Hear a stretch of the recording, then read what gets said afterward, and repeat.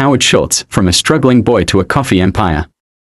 Howard Schultz was born in 1953 in Brooklyn, New York, in a poor neighborhood. His father was a laborer with no job security, no health insurance, no safety net. One day, Howard came home to find him injured, unable to work, with no support. It was a painful moment, one that stayed with him forever. Growing up, Howard felt the weight of poverty.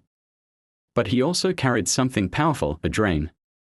He promised himself that one day he would build something meaningful, a company where people mattered.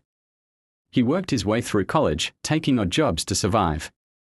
Then, in 1981, he discovered a small coffee shop in Seattle called Starbucks. They sold high-quality coffee beans, but Howard saw something more. He sensed potential. He joined as director of marketing in 1982, believing he could help Starbucks grow. A life-changing moment. A year later, a trip to Italy changed everything. In Milan, he saw how cafes weren't just places to drink coffee, they were places where people connected and felt at home. Howard returned to Seattle, bursting with passion. He shared his vision, turning Starbucks into a coffee house. But the owners didn't believe in his idea. They rejected it, saying it would never work. He was devastated. But he refused to give up.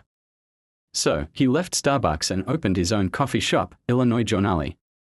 It was small but full of life, just like the cafes in Italy. People loved it. Then, fate stepped in. In 1987, when Starbucks owners decided to sell the company, Howard took the biggest risk of his life.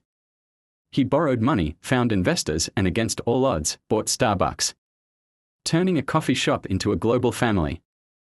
Howard wasn't just selling coffee. He was creating a home away from home. He made sure every Starbucks felt warm and personal. He taught baristas to know customers by name, to make them feel seen and valued.